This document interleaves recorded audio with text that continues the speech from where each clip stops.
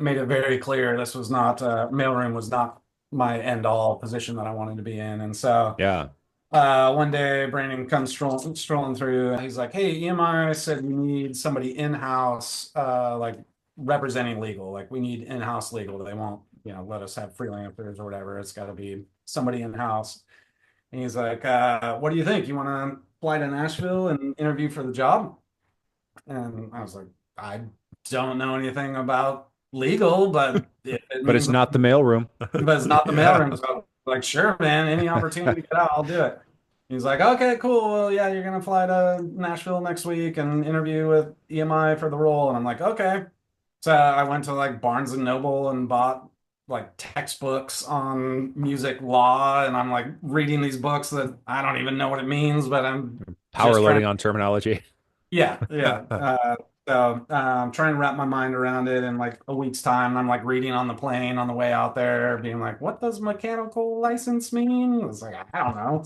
Um, so yeah, and I'm thinking it's just like whatever. Walk in, talk to some HR lady that's not really gonna know a whole lot. Like, meh, how bad could it be? Well, turns out I was interviewing with like four or five of the top like EMI legal representatives. So it wasn't just like Really? EMI Nashville, but like EMI New York and LA folk were in this interview, and I just walked in as a dumb kid, and I'm like, "Hey, I want to be the lawyer."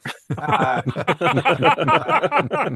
it took all of like 30 seconds for them to be like, "You don't know what you're talking about, do you?" And I'm like, "No, but here's the thing. I'm stuck in the mailroom. I'm just trying to You were get like, out." Like, objection, yeah, objection to yeah. that. So You're my only hope. Yeah. yeah, I quickly try to plead an emotional case, realizing that I'm not going to plead a mental case. Well, there was a mental case, but not one to get me a job. Like, all right, kid, like, go ahead, just leave. Like, let's not waste each other's time. And I'm like, "Oh, okay." And so I'm like walking out of the EMI building, just bummed out of my mind. Like, this is Yeah. my shot, and I ruined it.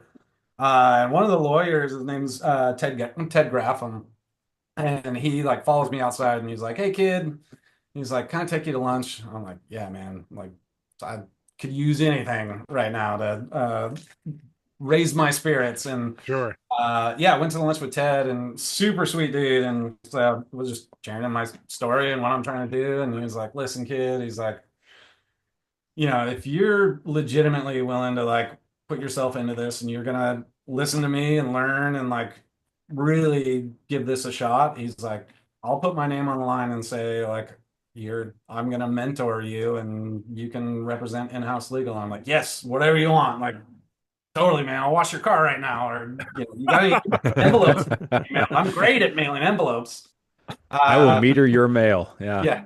Yeah. So yeah, then I became in-house legal for Tooth and Nail.